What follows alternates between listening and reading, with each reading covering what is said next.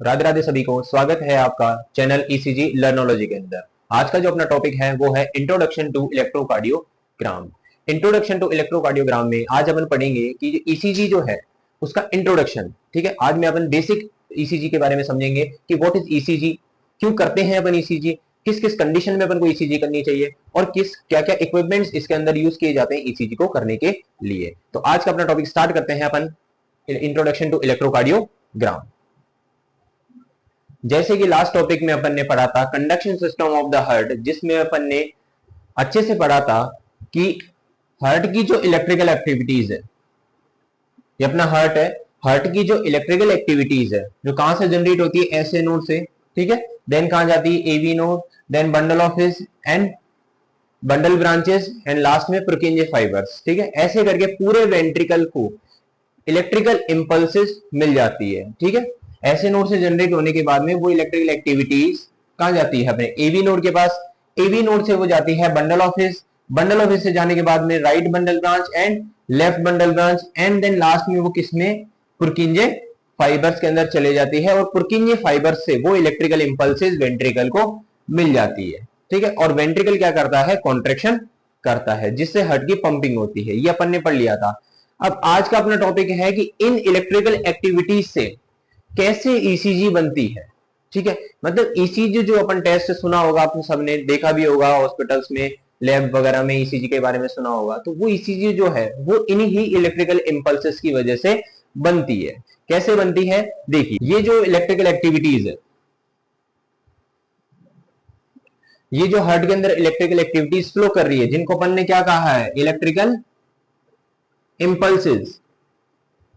ये electrical impulses heart के अंदर फ्लो करती है और हार्ट की मायोकार्डियम जो सेल्स है उन तक पहुंचती है और उनको क्या करवाती है, कॉन्ट्रेक्शन करवाती है। जैसे ये जो सेल्स है मायोकार्डियम की, इनके पास ये इलेक्ट्रिकल एक्टिविटी पहुंचेगी और इनको क्या कराएगी, कॉन्ट्रेक्शन एंड रिलैक्सेशन कराएगी। और इन्हीं कॉन्ट्रेक्शन और रिलैक्सेशन की वजह से अपन को ईसीजी पे ग्राफ देखने को मिलेगा।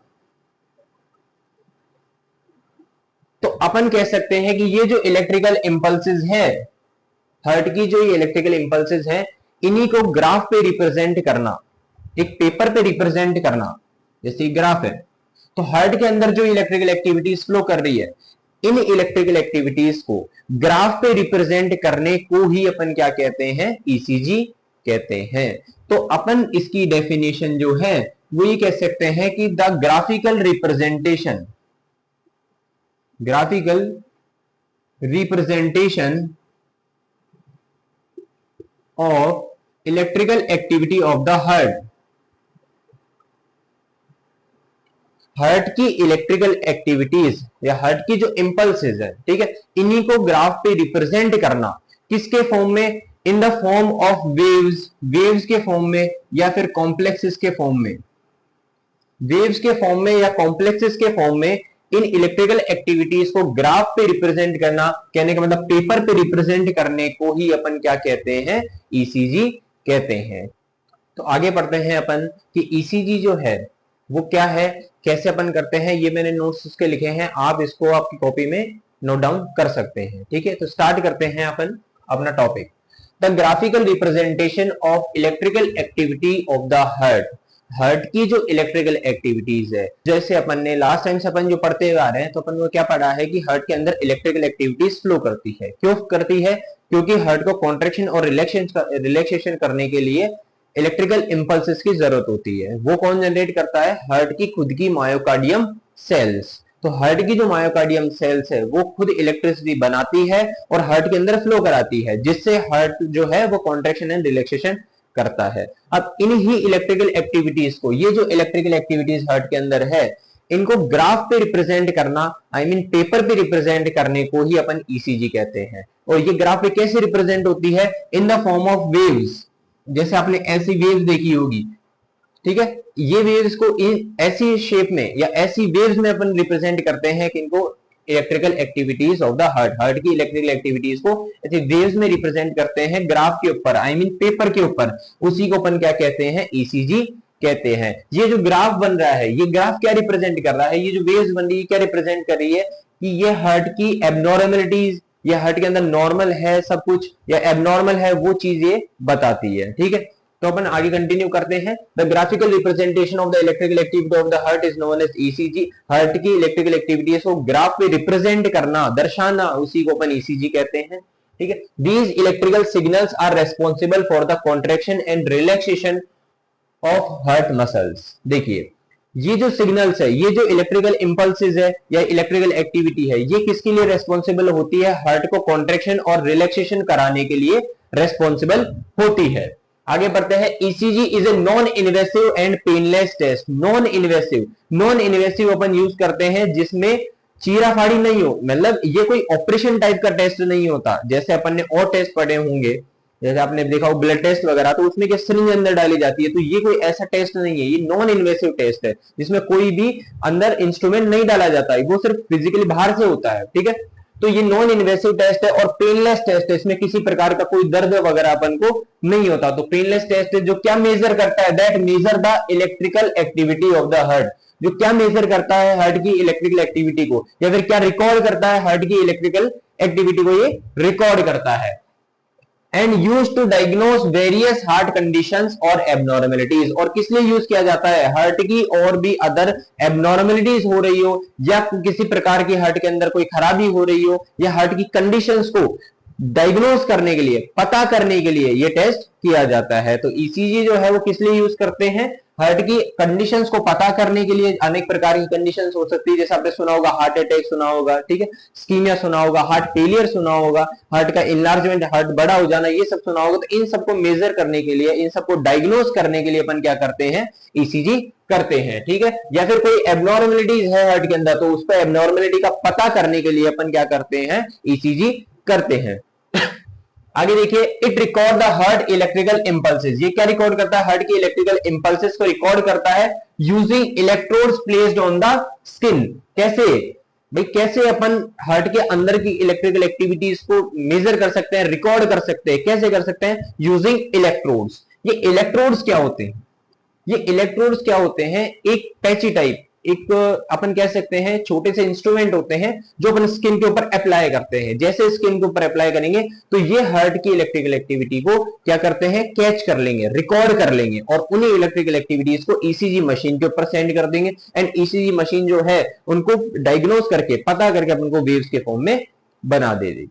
ठीक है, ऐसे करके अपन हार्ट की इलेक्ट्रिकल एक्टिविटीज को रिकॉर्ड करके ग्राफ पे बना सकते हैं। तो ये जो इलेक्ट्रोड्स है ये यूज किए जाते हैं किसके अंदर? ईसीजी करने के लिए। ये क्या करते हैं? अपन स्किन पे अप्लाई करते हैं, चेस्ट पे करते हैं, आर्म्स पे करते हैं, लेग्स पे करते हैं। ठीक है, टोटल 10 इलेक्ट्रोड्स अपन प्लेस करते हैं। ठीक है, टोटल अपन 10 इलेक्ट्रोड्स बॉडी पे प्लेस करते हैं, लगाते हैं, और उनसे जो है अपन को हार्ट की इलेक्ट्रिकल एक्टिविटीज का पता लग जाता है, हार्ट की एबनॉर्मलिटीज का पता लग जाता है। अब आगे पढ़ते हैं इंडिकेशंस ऑफ ईसीजी। ईसीजी करने के कारण क्या है? इंडिकेशंस क्या है? क्यों की जाती है ईसीजी? किस किस कंडीशंस में ईसीजी की जाती है? ठीक है, तो पहला है अपना कोरोनरी आर्टरी डिजीज। देखिए, कोरोनरी आर्टरी डिजीज क्या होती है? कोरोनरी क्या होती है? कोरोनरी आर्टरी होती है हार्ट की खुद की आर्टरीज। ठीक है, जैसे आपने पढ़ा होगा हार्ट पूरी बॉडी को ब्लड सप्लाई करता है। जैसे आपने पढ़ा है कि हार्ट जो है, ये हार्ट अपना, ये पूरी बॉडी को ब्लड सप्लाई करता है। कैसे करता है? कॉन्ट्रैक्शन और रिलैक्सेशन करके। जैसे हार्ट कॉन्ट्रैक्ट करेगा तो हार्ट से जो ब्लड है वो पंप आउट होके बॉडी के अंदर जाएगा, तो बॉडी को क्या मिल रहा है? ब्लड मिल रहा है। ठीक है, तो हार्ट जो है पूरी बॉडी को ब्लड सप्लाई करता है, पर हार्ट को खुद को भी तो ब्लड चाहिए कॉन्ट्रैक्शन एंड रिलैक्सेशन करने के लिए। भाई, उसकी सेल्स को भी तो ऑक्सीजन की नीड होती है, तो वो कौन सप्लाई करती है? वो सप्लाई करती है अपन को कोरोनरी आर्टरीज। कोरोनरी आर्टरीज क्या होती है? हार्ट की खुद की आर्टरीज जो हार्ट को ब्लड सप्लाई करे, उनको अपन क्या कहते हैं? कोरोनरी आर्टरीज कहते हैं। तो ये जो कोरोनरी आर्टरीज है ये हार्ट के अंदर होती है। इन कोरोनरी आर्टरीज के अंदर कोई ब्लॉकेज हो जाए, कोई बीमारी हो जाए, कोई एबनॉर्मलिटी हो जाए, या किसी प्रकार की कोई भी दिक्कत हो जाए, तो उसी को अपन क्या कहते हैं? Coronary artery disease. तो जैसे क्या दिक्कत हो सकती है? एग्जाम्पल, ये आर्टरी है, इस आर्टरी में मैं कहूं कि कोई ब्लॉकेज हो जाए, या ये आर्टरी नैरो हो जाए, सिकुड़ जाए। ठीक है, ये आर्टरी है, नैरो हो जाए, सिकुड़ जाए, तो अंदर का जो एरिया है वो कम हो गया, ब्लड सप्लाई जो है वो कम हो गई। तो आर्टरी जो है वो क्या हो जाए? सिकुड़ जाए, नैरो हो जाए, हार्ड हो जाए, मान लो कठोर हो जाए। ठीक है, या फिर और भी किसी जैसे वीक हो जाए, कमजोर हो गई आर्टरी, तो वो सारी कंडीशंस को अपन क्या कहते हैं, कोरोनरी आर्टरी डिजीज। तो कोरोनरी आर्टरी डिजीज अगर किसी पेशेंट के हो गई है तो उसको पता करने के लिए भी अपन ईसीजी करते हैं। जैसे कि एग्जांपल मैं आपको बताता हूं, भाई ये आर्टरी है, इस आर्टरी में कोई ब्लॉकेज हो गया होगा, तो ब्लॉकेज होगा तो आगे जो ब्लड सप्लाई जा रही है, जैसे इस ऑर्गन को जा रही है ब्लड सप्लाई, हार्ट है ये अपना, तो इस हार्ट को जो ब्लड सप्लाई जा रही है वो क्या हो जाएगी, रिड्यूस। अब ब्लड सप्लाई अगर नहीं जाएगी तो सेल्स को प्रॉपर ब्लड सप्लाई नहीं मिलेगी, सेल्स को प्रॉपर ब्लड सप्लाई नहीं मिलेगी तो उनका जो फंक्शन है, और फंक्शन क्या है, कॉन्ट्रेक्शन और रिलैक्सेशन करने का, तो वो जो क्या हो जाएगा, डिक्रीज हो जाएगा। ठीक है, जो सेल्स की एबिलिटी है, क्षमता है कॉन्ट्रेक्शन और रिलैक्सेशन करने की, वो क्षमता कम हो जाएगी। तो उसी को अपन डायग्नोस करके कर लेंगे अपन किससे, ईसीजी से। ईसीजी से अपन को पता लग जाएगा कि हार्ट की जो मायोकार्डियम की जो सेल्स है वो क्या कर रही है, कॉन्ट्रेक्शन या रिलैक्सेशन अच्छे से नहीं कर रही या कर रही है। तो ये अपन कोरोनरी आर्टरी डिजीज जो है, ठीक है, अपन क्या पता कर सकते हैं, कोरोनरी आर्टरी डिजीज अपन पता कर सकते हैं यूजिंग ईसीजी से। सेकेंड है अपना हार्ट ब्लॉक। हार्ट ब्लॉक क्या होता है, हार्ट ब्लॉक आपने पढ़ा होगा, ये वो हार्ट ब्लॉक नहीं है जैसे आपने 10th 9th इनमें सुना होगा, ये वो हार्ट ब्लॉक नहीं। हार्ट ब्लॉक का मतलब क्या है कि अपना जो कंडक्शन एबनॉर्मलिटी हो गई हो या कंडक्शन डिफेक्ट हो गया हो, कंडक्शन ब्लॉक हो गया हो, जैसे कि लास्ट जो अपना टॉपिक था conduction system of the heart, तो उस conduction system of the heart में अपन ने पढ़ा था कि हार्ट की इलेक्ट्रिकल एक्टिविटीज हार्ट के अंदर फ्लो करती है, ये इलेक्ट्रिकल एक्टिविटीज। तो इस इलेक्ट्रिकल एक्टिविटीज में कोई ब्लॉक हो जाना, उसी को अपन क्या कहते हैं, हार्ट ब्लॉक कहते हैं। जैसे कि किसी का एवी नोड अगर ब्लॉक हो गया हो तो इलेक्ट्रिकल एक्टिविटीज आगे जाएगी नहीं तो सेल्स को मिलेगी नहीं, और सेल्स को नहीं मिलेगी तो सेल्स की क्या होने लग जाएगी, डेथ होने लग जाएगी।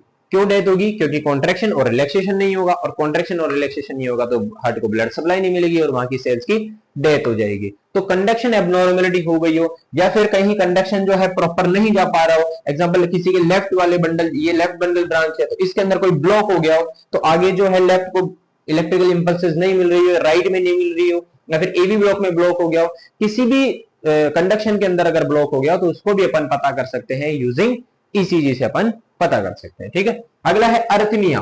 अरिथमिया का मतलब देखो आप देखिए एआर और रिदम, कहने का मतलब रिदम का इरेगुलर हो जाना। अगर किसी पेशेंट के रिदम जो है, रेट जो है वो इरेगुलर हो रही है, जैसे कि किसी की हार्ट रेट मोर देन 100 हो रही है, लेस देन 60 हो रही है, या रिदम जो है डिस्टर्ब हो रही है, कभी तेज कभी जल्दी कभी धीरे, तो रिदम जो है अगर वो डिस्टर्ब हो रही है तो उस कंडीशन को भी अपन कैसे डायग्नोस कर सकते हैं, यूजिंग ईसीजी से। अपन ईसीजी से अपन पता कर सकते हैं कि पेशेंट के अरिथमिया है या नहीं है। आगे देखिए मायोकार्डियल इंफार्क्शन, ये तो आपने सुना होगा, जिसको अपन लोकल लैंग्वेज में कहते हैं क्या, हार्ट अटैक।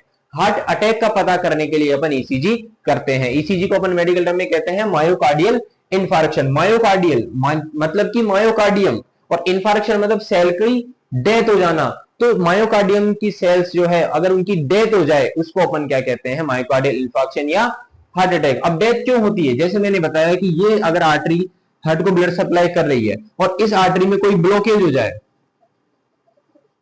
तो ब्लड सप्लाई जो है बिल्कुल रुक जाएगी हार्ट के पास, और अगर हार्ट के किसी पार्ट को अगर ब्लड सप्लाई नहीं मिलेगी तो वहां की सेल्स की क्या हो जाएगी, डेथ। और उस सेल्स की जो डेथ हो जाती है उसी को अपन क्या कहते हैं, मायोकार्डियल इंफार्क्शन या एमआई। ठीक है, हार्ट अटैक, मायोकार्डियल इंफार्क्शन या फिर एमआई। आगे देखिए पेरिकार्डियल डिजीज। पेरिकार्डियल डिजीज मतलब पेरिकार्डियम जो लेयर है, अब देखिए आपको लेयर्स के बारे में पता होगा, हार्ट की 3 लेयर्स होती है, कौन कौन सी, endocardium, myocardium and pericardium, 3 layers होती है।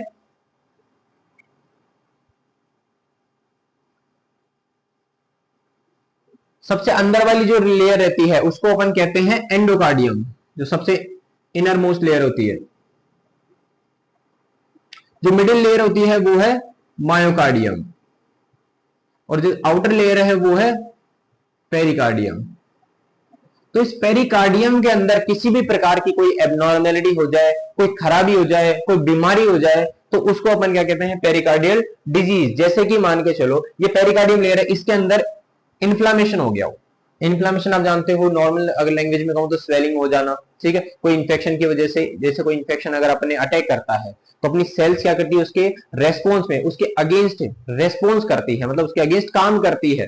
ठीक है, तो उसी को अपन क्या कहते हैं, इन्फ्लामेशन। तो जैसे मायोकार्डियम लेयर है, इसके अंदर कोई इंफेक्शन हो गया हो, ठीक है, या कोई बीमारी हो गई हो, या फिर इसके अंदर फ्लूइड भर गया हो। आपको पता होगा पेरिकार्डियम जो लेयर है उसके बीच में फ्लूइड भरा हुआ था, पानी भरा हुआ रहता है। अगर उस फ्लूइड का अमाउंट ज्यादा हो गया हो, जैसे ये फ्लूइड भरा हुआ है, इस फ्लूइड का अमाउंट ज्यादा भर गया हो, तो उससे क्या हो जाएगी, पेरिकार्डियल इफ्यूजन। एक बीमारी का नाम है पेरिकार्डियल इफ्यूजन, तो पेरिकार्डियल इफ्यूजन हो जाएगा। तो उन सबको भी अपन किससे पता कर सकते हैं, ईसीजी से पता कर सकते हैं। ठीक है, आगे देखिए, आगे है अपनी वॉल्वुलर हार्ट डिजीज। वॉल्वुलर मतलब वॉल्व, तो हार्ट के कितने वॉल्स रहते हैं, टोटल 4 वॉल्स रहते हैं। कौन कौन से 4 वॉल्स, कौन कौन से रहते हैं, ट्राइकस्पिड वॉल्व जो right atrium and right ventricle के बीच में रहते हैं, वो रहते हैं ट्राइकस्पिड वॉल्व। ठीक है, left atrium and left ventricle के बीच में रहते हैं, उनको क्या कहते हैं अपन, मिट्रल वॉल्व। ठीक है, मैं लिख देता हूं, इनको कहते हैं ट्राइकस्पिड वॉल्व, और लेफ्ट एट्रियम और लेफ्ट वेंट्रिकल के बीच में मिट्रल वॉल्व। जो अपना राइट एट्रियम है, यहां से ब्लड राइट वेंट्रिकल के अंदर जाता है, और राइट वेंट्रिकल से वो ब्लड जो है पंप आउट होकर कहां जाता है, अपनी पल्मोनरी आर्टरी के अंदर। ठीक है, एक मैं अच्छा सा डायग्राम बना देता हूं जिससे आपको समझ में आ जाएगा इजीली।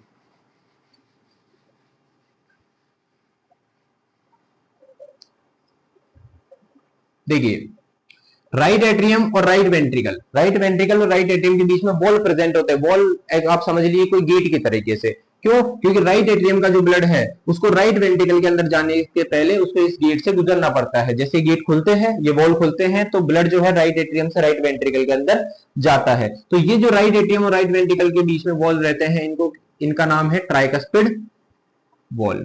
ठीक है, जो लेफ्ट एट्रियम, ये है लेफ्ट एट्रियम और ये है लेफ्ट वेंट्रिकल, इन दोनों के बीच में जो वॉल प्रेजेंट होते हैं उनको कहते हैं अपन मिट्रल वॉल। ओके, और राइट वेंट्रिकल से एक आर्टरी निकलती है जिसका नाम होता है क्या, पल्मोनरी आर्टरी। पल्मोनरी आर्टरी, इस पल्मोनरी आर्टरी की ओपनिंग पे भी, जैसे यहां से स्टार्ट हो रही तो इसकी ओपनिंग पे भी वॉल प्रेजेंट होते हैं, जिनको क्या कहते हैं, pulmonary wall.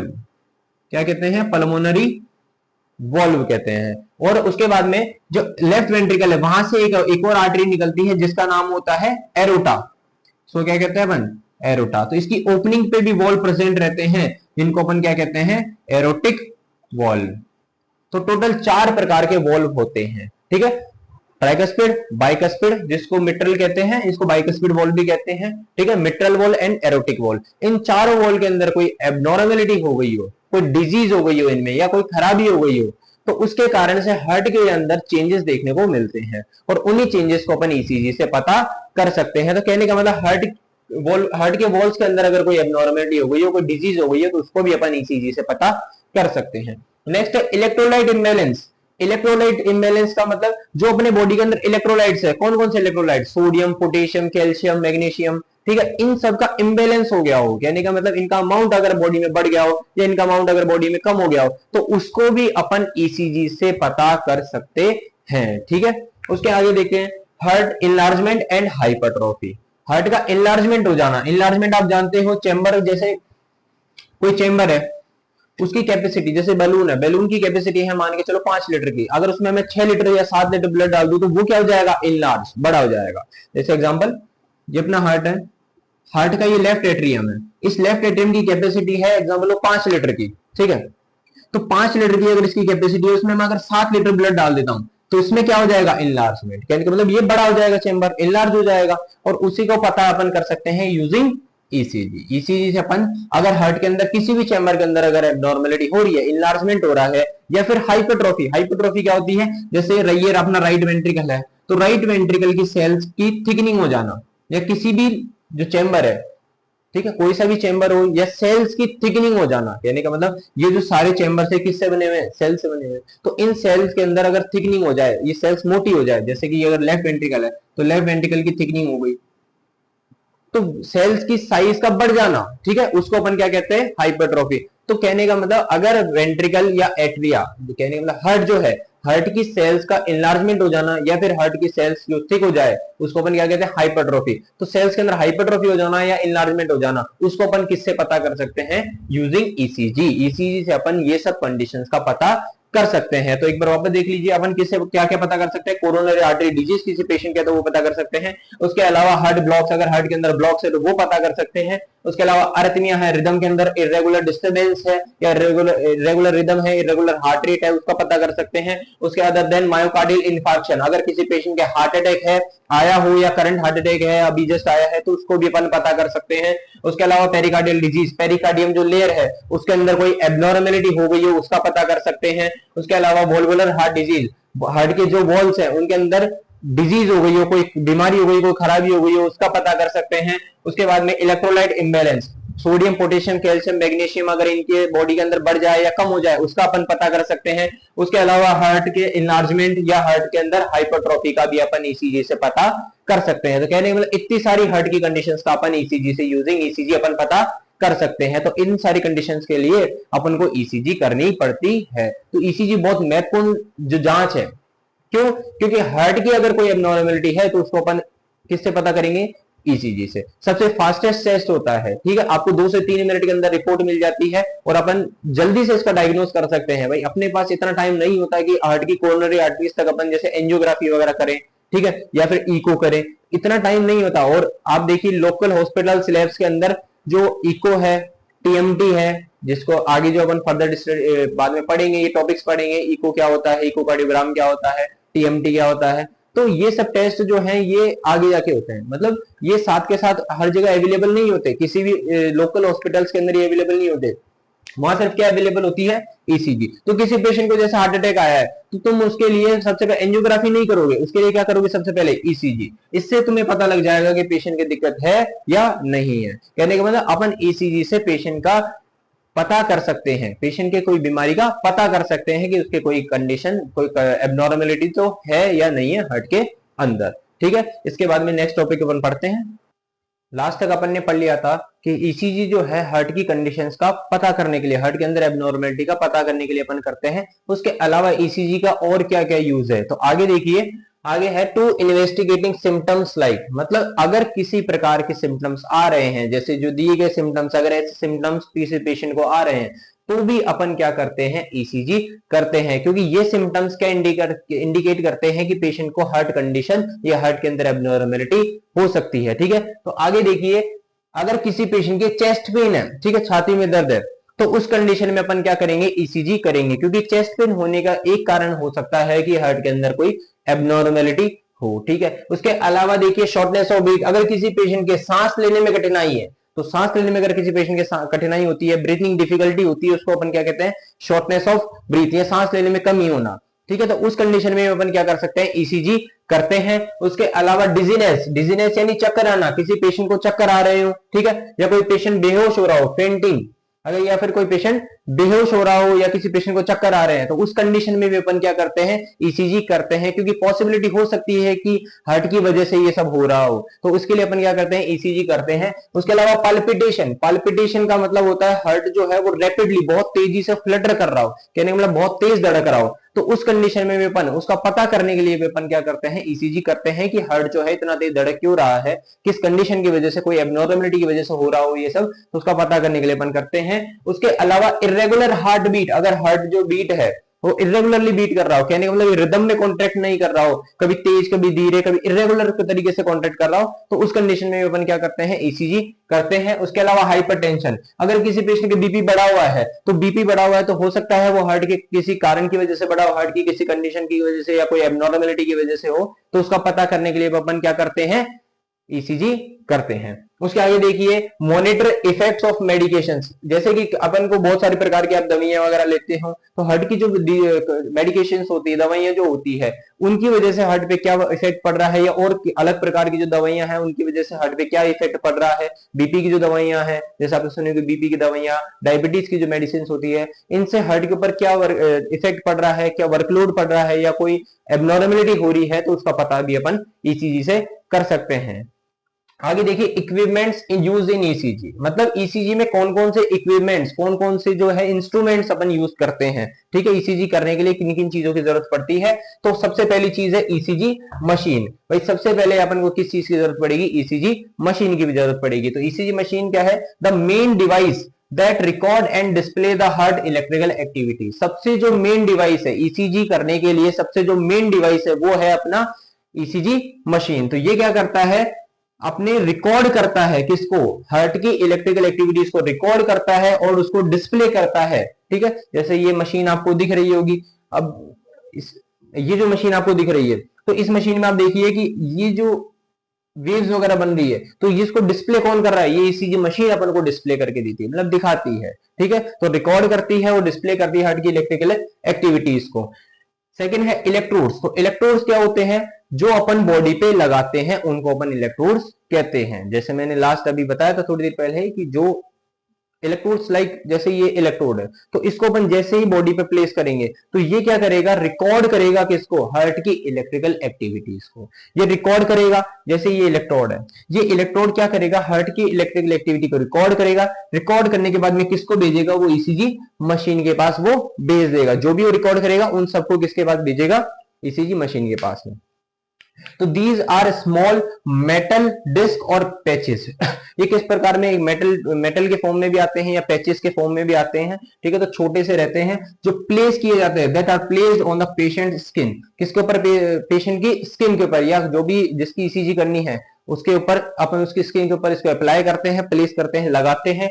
Typically on the chest, mainly कहां, चेस्ट पे, आर्म पे और लेग्स पे, तीन जगह पे इलेक्ट्रोड अपने लगते हैं। ठीक है, चेस्ट पे लगाते हैं, दोनों आर्म्स पे और दोनों पैरों पे अपन इसको लगाते हैं। उसके बाद में दे डिटेक्ट द इलेक्ट्रिकल इंपल्सेस। जो हार्ट की इलेक्ट्रिकल इंपल्सेस है उनको ये डिटेक्ट करता है, जनरेटेड बाय द हार्ट। जो हार्ट से जो इंपल्सेस जनरेट हो रही है उनको ये डिटेक्ट करता है और उसके बाद में transmit them to the ECG machine. और उसको कहां भेज देता है, कहां ट्रांसमिट करता है, ईसीजी मशीन के पास में। जैसे ये पेशेंट की बॉडी है, तो यहां से वो क्या करेगा, डिटेक्ट करेगा और उसको कहां भेज देगा, अपने ईसीजी मशीन के पास में। ठीक है, आगे देखिए, नेक्स्ट जो चीज है जो यूज की जाती है ईसीजी के लिए वो है ईसीजी लीड्स। तो ईसीजी लीड्स क्या होती है, वो ईसीजी लीड्स होती है अपने इलेक्ट्रोड को और मशीन को जो कनेक्ट करके रखती है, जो वायर जो कनेक्ट करके रखता है उसको ईसीजी लीड कहते हैं। ठीक है, तो these are the wires that connect electrodes to the machine. ये एक टाइप के वायर्स होते हैं जो क्या करते हैं, इलेक्ट्रोड को किससे कनेक्ट करके रखते हैं, ईसीजी मशीन से ये कनेक्ट करके रखते हैं। They transmit electrical signals from the body to the machine. ये क्या करते हैं, जो अपनी बॉडी से इलेक्ट्रिकल सिग्नल्स आए थे उनको कहां ट्रांसमिट करते हैं, अपने ईसीजी मशीन के पास ट्रांसमिट करते हैं, भेजते हैं। उसके बाद में देखिए ईसीजी जेल। ईसीजी जेल क्या होती है, it is applied on the skin. Skin के ऊपर अपन इसको अप्लाई करते हैं। जैसे इलेक्ट्रोड अपन लगाएंगे तो इलेक्ट्रोड लगाने से पहले अपन को जेल लगानी पड़ेगी ताकि एक्यूरेट ट्रांसमिशन ऑफ इंपल्स हो। मतलब इंपल्स जो है, जो इलेक्ट्रिकल इंपल्सेस है, जो सिग्नल्स है, वो एक्यूरेट तरीके से जाए। ठीक है, उनके बीच में कोई भी डिस्टर्बेंस ना आए। तो एक्यूरेट सिग्नल्स का ट्रांसमिशन करने के लिए अपन क्या करते हैं, इनको स्किन के ऊपर लगाते हैं। ठीक है, तो it is applied on the skin to get accurate signals transmission from skin to the electrodes. भाई जैसे ये स्किन है तो स्किन के ऊपर अपन अप्लाई कर देते हैं, फिर वहां पे अपन इलेक्ट्रोड लगाते हैं ताकि इंपल्सेस जो है वो एक्यूरेटली ट्रांसमिट हो। आगे देखिए ईसीजी पेपर रोल या फिर ईसीजी पेपर जिसको कहते हैं। ठीक है, ये रोल के फॉर्म में होता है इसलिए इसको हम पेपर रोल भी कहते हैं। ईसीजी पेपर जो होता है वो क्या करता है, these ECG paper print ECG tracing on the thermograph paper. भाई अपन ने पढ़ लिया, इलेक्ट्रोड ने इंपल्स को डिटेक्ट किया, डिटेक्ट करने के बाद में लीड से उसने कहां भेज दिया, मशीन के पास। अब मशीन क्या करेगी, मशीन इनको ग्राफ के फॉर्म में रिप्रेजेंट करेगी और पेपर पे रिप्रेजेंट करके अपन को दे देगी। भाई पेपर पे जो है ट्रेस करके अपन को दे देगी। तो अब वो जो पेपर है उस पेपर पे तुम्हें ऐसी वेव्स, कॉम्प्लेक्सेस, इंटरवल, सेगमेंट, ये चीजें देखने को मिलेगी। ठीक है, ईसीजी की वजह से। तो उन जो ये जो बन रही है, ये जो अपन को पेपर पे दिख रही है, इसी पेपर को अपन ईसीजी पेपर कहते हैं। तो ये क्या होता है, थर्मोग्राफ पेपर होता है। मतलब इसमें कोई इंक नहीं डलती। ईसीजी जो पेपर होता है वो थर्मोग्राफ पेपर होता है। कहने का मतलब वो हीट की वजह से अपनी वेव्स अपन को देखने को मिलती है। उसके बाद में होती है लास्ट चीज जो सैनिटाइजिंग वाइप्स। सैनिटाइजिंग वाइप्स मतलब अपन को वाइप्स दी जाती है साफ करने के लिए, लाइक गॉजेस वगैरह, गॉज वगैरह जो होती है, तो गॉज वगैरह दी जाती है ताकि स्किन साफ करे।